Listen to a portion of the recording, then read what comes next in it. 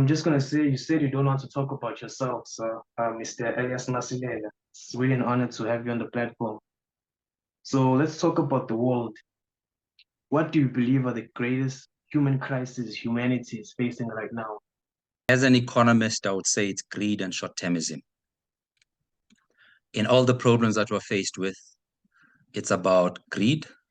If you think of all the economic crises that we've had, in particular the financial crisis that we're still reeling under today, it's a function of greed, where people are trying to maximize profit at all cost. And that too is linked to short-termism, in the sense that when people want to maximize profit at all cost, that means they're not thinking about the next generation, they're thinking about themselves and the now. And this is what caused the financial crisis. Unfortunately, it's a crisis that was originated in the US, and the US, being the originator, found very quick solutions to get out of it, and we are still in the mess. And what then that teaches us is that resilience is extremely important in anything you do. If you are not resilient, you'll find that you will not be able to self-correct, even when there are problems that you really see and they need to be sorted out. I'll come back to the issue of resilience immediately after I've dealt with short-termism. The issue of short-termism is much broader. Not caring about the environment, not caring about how you run your business today, or even running your household so that the household can be able to look after itself and be sustainable going forward, is a sign of being short-termist. You're worried about consuming now and forgetting that there's a tomorrow that you have to worry about. My mother always said, isisu sibekelwa ngaphandle, which means you cannot consume everything that you have now and hope to be still full tomorrow or the next month.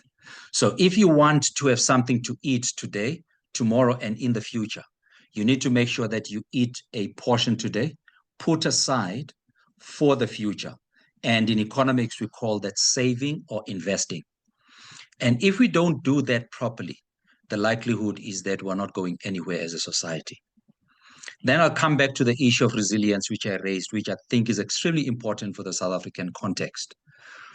We are a very good example of a country that has not invested for resilience. We're a very good example of a country that has not acted for the long term, has planned for the long term, but has not acted for the long term. When we introduced the medium-term budget policy statements in 99, 2000, I can't remember when this is, it was to get people to economic players or economic agents to start thinking in a medium-term fashion in South Africa, instead of thinking in a yearly fashion. When we saw that that was working, people adjusting their outlook, we then introduced the National Development Plan. If you can tell me now, who is living up to the National Development Plan, be it government or the private sector, I would give you a 1 rand note, if the 1 rand note still exists.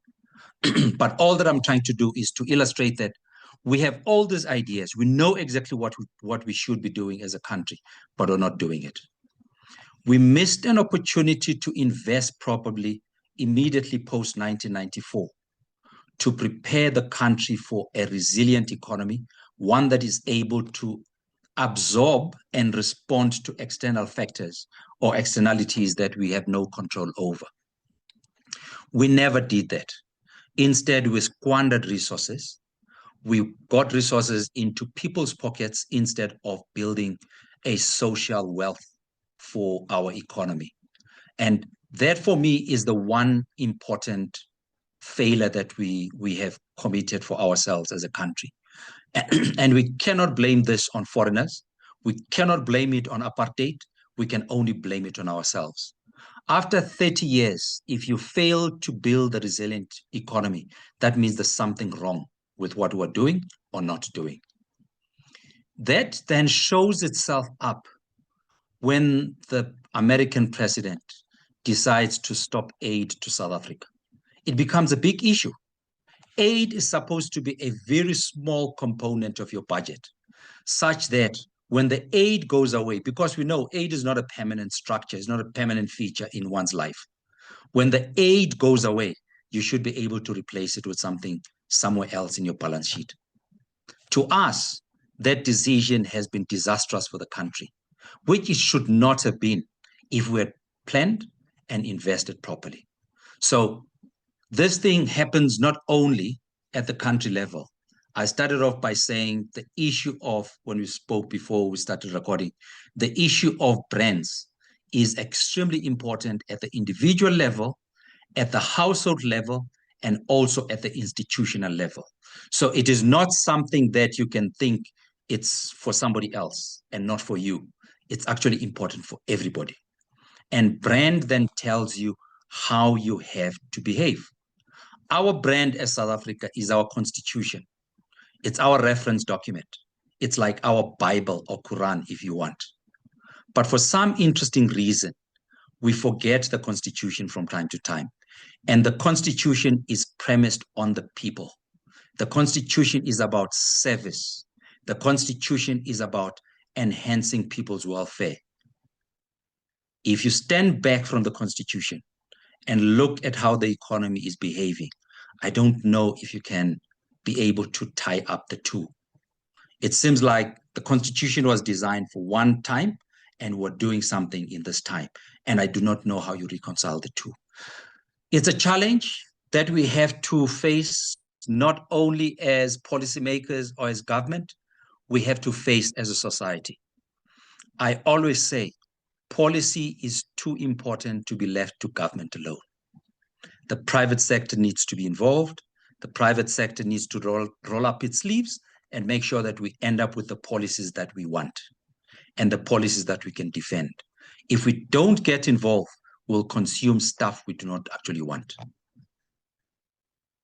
Long answer, but I think it provides the context under which the answer can be responded to, or the question can be. You mentioned a very interesting concept in terms of policies and regulation.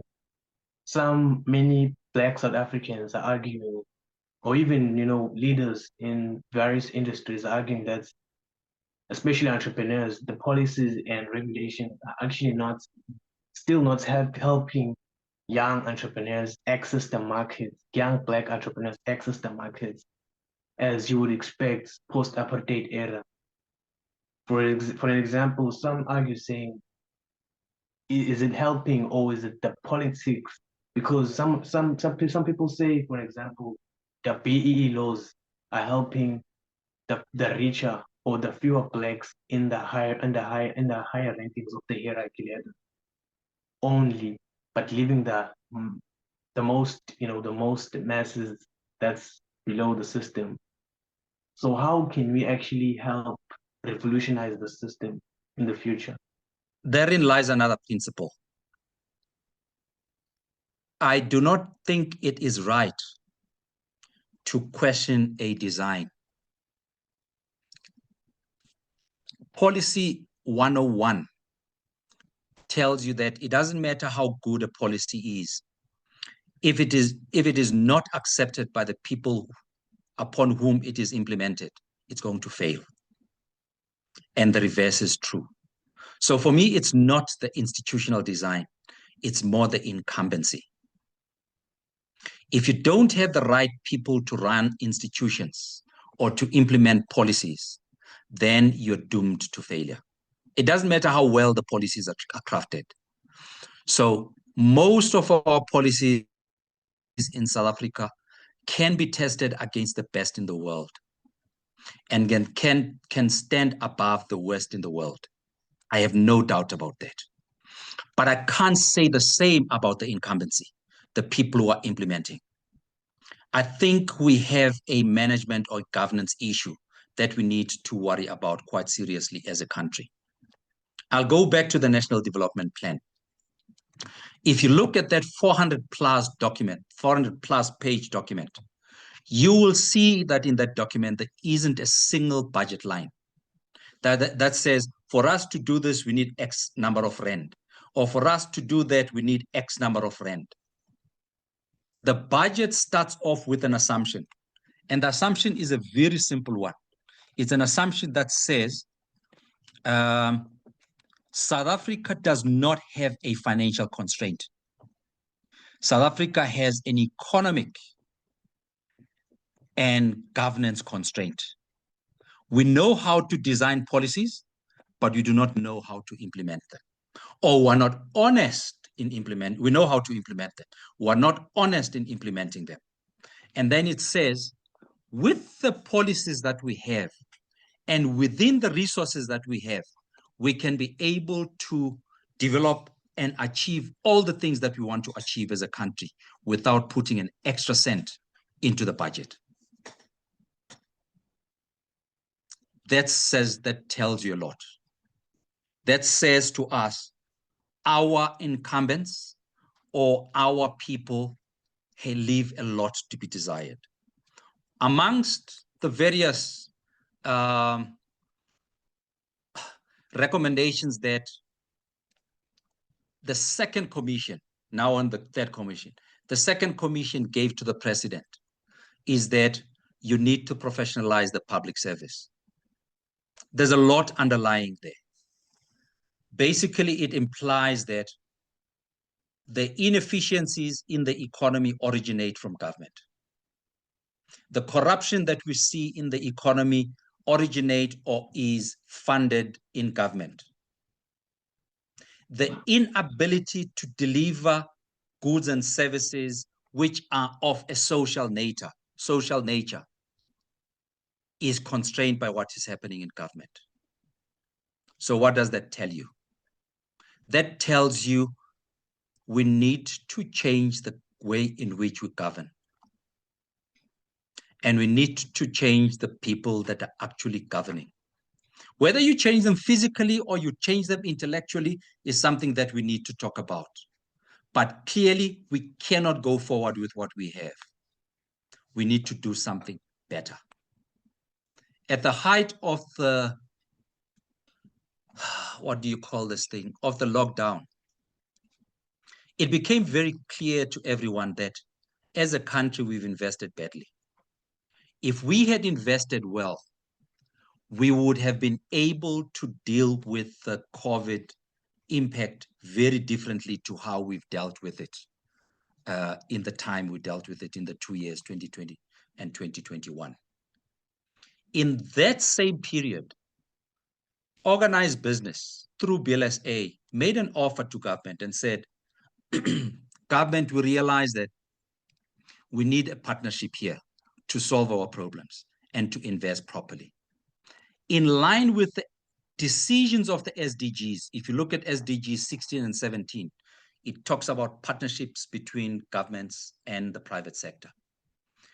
Understanding or appreciating that governments today struggle with resources, both financial and intellectual resources. Most of these resources reside in the private sector. And therefore, in order not to fail like we did with the MDGs, we need to bring in the private sector so that we can win with the SDGs. And on the basis of that as a premise, BLSA then said, we have this proposal to make. We will fund all critical economic infrastructure. We don't need money from government. The only thing that we need from government is certainty that will get policy stability going forward. That's all they asked for. And they said, we'll raise the money, we'll pay it back from wherever we raised it. I don't think there was ever a response from government with respect to that.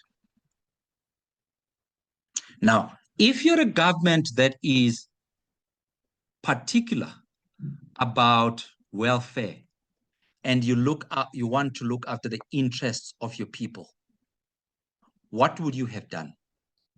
Would you have ignored that proposal, or would you have jumped onto it? And that, for me, is a debate or discussion that we should be having as society quite seriously. How do we get the private sector and government to operate as one and get rid of the trust gap that has been created over time? And unfortunately, that trust gap is not going anywhere. it seems like it's there to stay for us. Very, in the way I conceptualize or look at how the system is put for young Black South Africans, young poor Black South Africans, it feels like when you read on the media and you look at the big voices of the politics in this country, you find the government is captured or being paid by the business elites. So the business elites actually controlling the government, controlling the policies and regulation of how the system is being ran. Yeah. One of the biggest solutions might be us creating maybe these Iranians, African collaborations or conglomerating with, as Africans and trying to maybe create some income money to actually fund governments or these parties ourselves. But how much can we fund them? It's a big question to ask because of the average income that every South African has in this country. It's below 8,000 Rand. I think the solutions maybe I think now the country is going to be helped or actually uplifted in any way in the current government. Maybe you might have certain solutions for any young Black Africans looking up to leaders like yourself. Maybe was asking, is there a solution towards the system? Are we in a matrix? Are we waking up and you're actually controlled and you're just puppets being ran, in this cruel system that's in place? Look, I'm not sure if I understand your argument well for me to be able to respond, but I always start from the point that never make yourself a victim. I think it's the victim mentality that weakens us. We always want to blame someone for a problem that we are faced with. And many people never ever think about them as the source of the problem. So I think after 30 years, we need to have developed a rhythm of how to identify and solve our problems. We need to have identified a rhythm of how we educate our children such that they can be able to solve their own problems instead of relying on the state for it to solve their problems. And that for me is the challenge that we're faced with as a society. We're not solutions driven. We are beggar driven. We always want for a handout. And unfortunately, it looks like it's a lesson or a trickle-down effect from our leadership.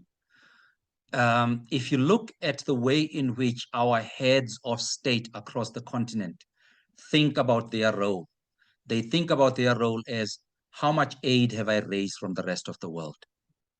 They don't think about their role as how much skills have I put into my people so that they are independent? Typical example, which embarrassed me when it happened. When Russia invaded Ukraine, and we got the rudest geographical lesson or geography lesson that we could have come across, that Ukraine is actually the bread and butter of the continent. We ran out of grain. Instead of deciding as Africans to invest money to replace the grain from Ukraine, what did we do? We sent our heads of state to Russia, cap in hand, to go and beg for Russia to withdraw from Ukraine. Now, that tells you we don't think long-term. We're always short-termist in the way in which we think. And that, for me, I think is not a good way of thinking about running an economy. You need to run an economy in such a way that it is self-sustaining. And I don't think we're there yet. In your view, what African values or principles can help solve problems that Western system continue to mismanage? In my mind, I don't think that there's a difference between the African values and European values. All the values are about survival. All the values are about feeding your nation. All your values are about sovereignty, national identity. All the values are about protecting each other. How you do it is a function of preference and style. The Europeans have always had wars, or the North has always had wars, and it had always been about protecting economic value. We've also had our wars. All of them were also about protecting economic value and protecting sovereignty. So I don't think I can pick one over the other. I think the only difference is the methodology of getting to the objective. And for me, the processes is where we differ.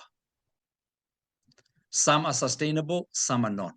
Some are efficient, others are not. And for me, I would say, instead of categorizing them according to West and African, I would say, how can we, as an African society, find solutions for ourselves for the problems that we're faced with? And when you're in the process of finding a solution, it's not about you being the originator of the formula. You can actually buy the formula from elsewhere, or you can bring skills from elsewhere to come and help you to generate your own formula. The problem that we have is over dependency on the West for the solutions that we want. That, for me, is the fundamental problem. We hardly produce any technology. Technologies that we produce, we suppress as countries and as governments, and those technologies end up in other parts of the world. We never promote our own people. We promote other people. I know of very close examples of people who left South Africa because their technologies were not accepted and were not supported. Even with the CSIR as it stands today, it does not support those technologies. Today, I know two people who are actually abroad because they could not get their technologies accepted in South Africa or supported. One of them is a very close friend who was offered citizenship by the British government. And they said, we've heard about your technology, and we know that you're struggling with getting it out there into the market. Here is citizenship for you and the rest of your family. Come to London. They've been in London now for about 5 years. This is what we do as a country. And it's very unfortunate and it's very depressing. We keep saying we want to promote skills, we want to promote domestic innovation. It's only in word and not in deed. We need to change from lip service into action.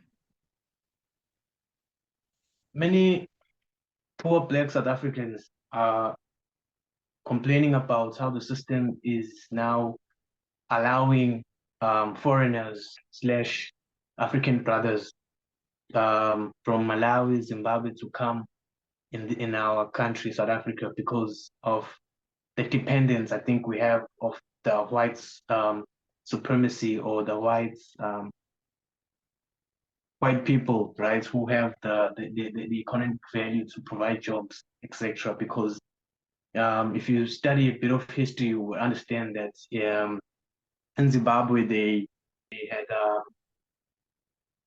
banished the whole white system, and abolished the whole white Western culture and etc. So now maybe the system has actually put the Zimbabweans and African brothers into our own country, Durban.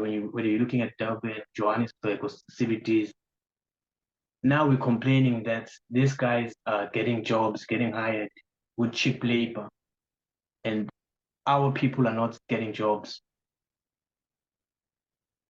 Should we look at Pan-Africanism as a solution, or are we just complaining a bit more? I want to get your own opinion in terms of, should we be looking at partnering with African values, African culture, Pan-Africanism, with all these subcontinents or you know, I want to get your own opinion in terms of the solution, in terms of that perspective, in terms of that viewpoint of I don't like labeling things. I prefer to look at what the practical problem is and what the practical solution is likely to be. And there's no doubt at all, that all that we see happening today is a function of opportunities. People will go where opportunities offer themselves. Capital will go where opportunities help capital.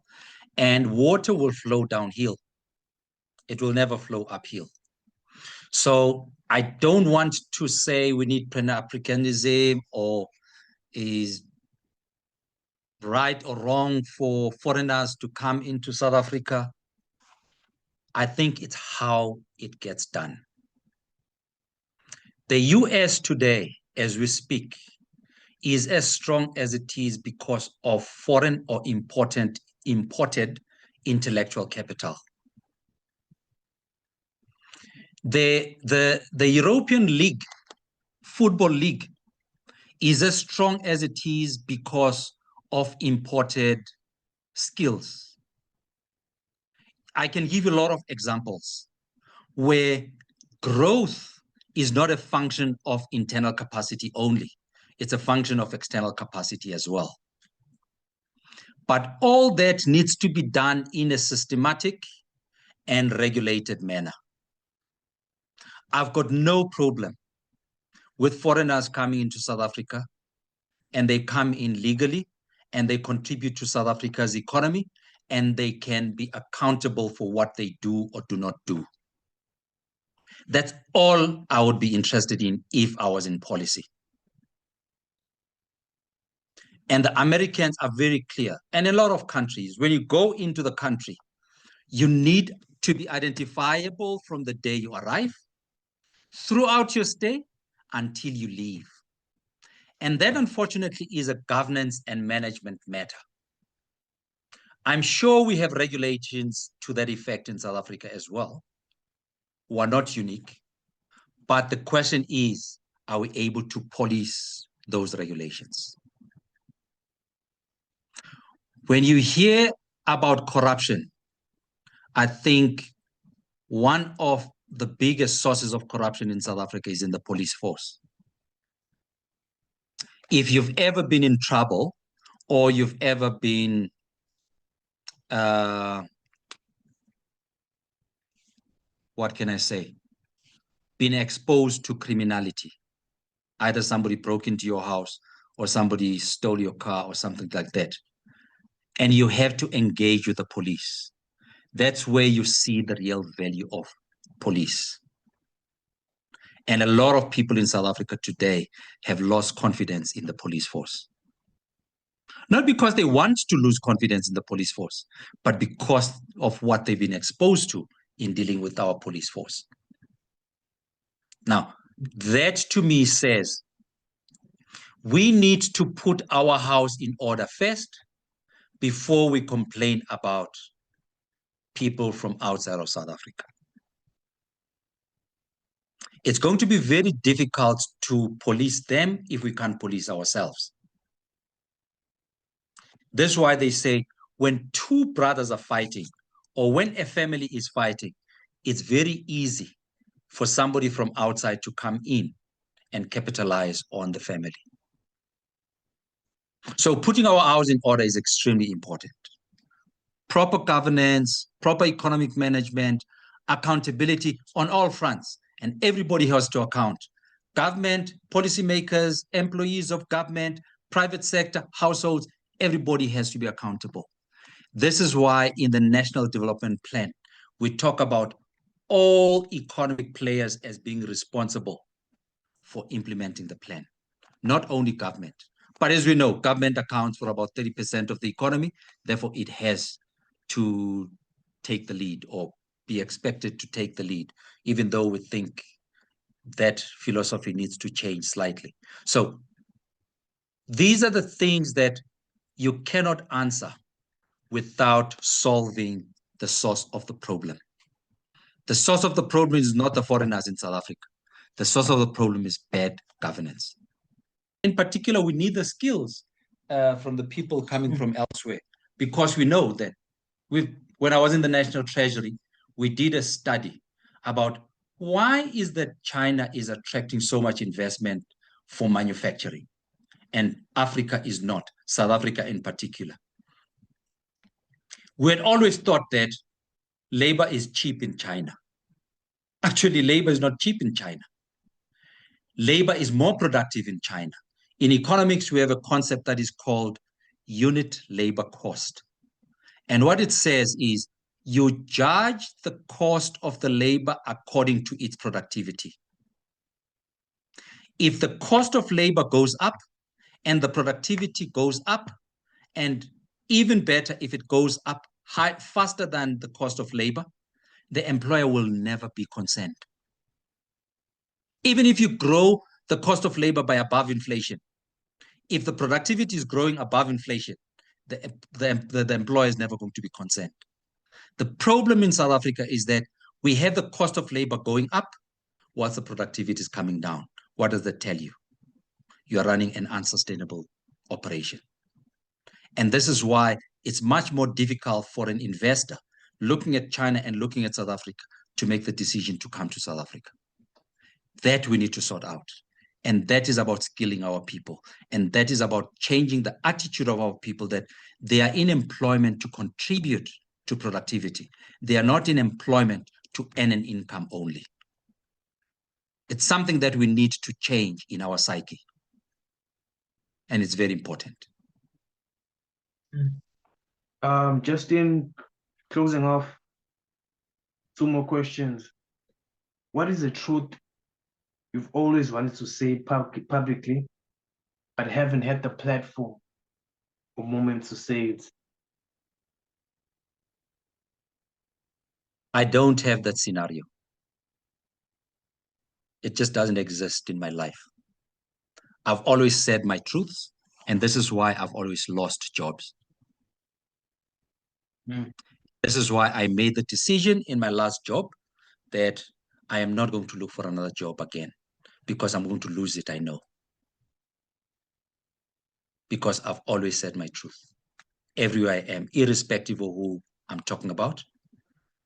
Even with my own employer, I would talk my truth. And the one employer that understood me very well was an employer called Sanlam. I would stand in public fora and criticize my employer, where I come from, and everybody would think that I would be fired. And I would go back home and I would be told, Elias, that was a good thing you said. It has gotten us to think differently. If only we could have more employers behaving and thinking like that, they would have more innovation and more productivity in the workplace, because they allow their employees to be open with what they think is going wrong in the employment. Is it surprising why Sanlam is performing the way it is? To me, it is not. It may be conservative, but it allows for input from employees. One last question. Do you believe South Africa is running out of time, or do we still have the tools to reinvent ourselves? And one last question too, just closing off.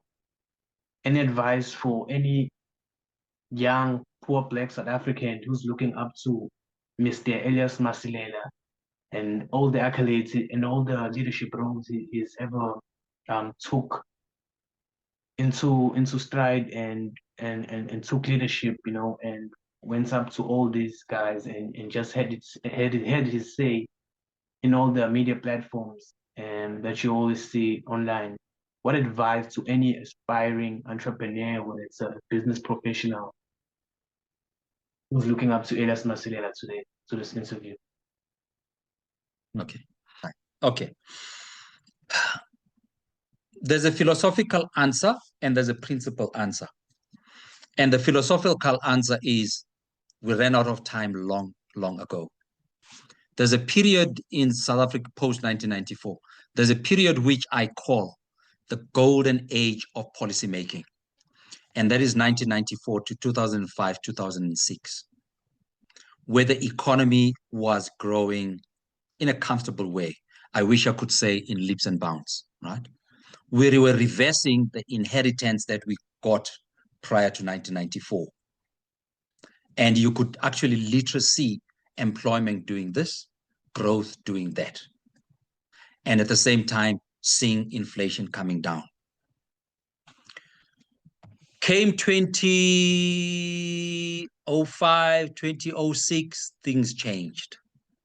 The economy has on a down trajectory since then. I can't think of any variable that is mimicking what I call the golden age of policymaking in South Africa. And that is not only a function of the environment in which you operate. It is more a function of what we have done or have not done as an economy. So from that point of view, I will argue that we've run out of time a long time ago. That's the philosophical response. The principal response is, fortunately, a government is always a going concern, even when it cannot pay its debt. A country is a going concern until it's taken over by somebody else. So I see South Africa as a going concern. I see the South African government as a going concern, even though we're not performing as we should as a country. So from that point of view, we still have a reprieve. We still have an opportunity to turn around. In the same period post what I call the golden era or the golden age, we have seen an equalization of risks between the North and the South, between the developed and the developing economies. And South Africa, in this day and age, is looking like a very good economy because other economies are performing worse than we are. And this is even amongst the larger economies of the world. One of the things that worries investors is policy uncertainty. And the US president has escalated uncertainty to unprecedented levels. We are now looking like a country with policy certainty. Yet we know that underlying that, actually there's a lot of uncertainty that still exists in South Africa. So on a relative basis, we're looking well. But on an absolute basis, there's a lot that still needs to be done. So I'm very grateful that we have this reprieve. But what I do not know is whether we understand that we're in a reprieve period and we can learn from the mistakes that we've committed as a country and self-correct. Seeing what I've been seeing happening in the news and happening in public, it's very difficult to say we are learning and we actually course correcting. It's going to take me a long time and a number of interactions or iterations for me to get to a point where I say, now I think we're self-correcting. I haven't started seeing that. So difficult question to answer, but that's the best way in which to respond to it.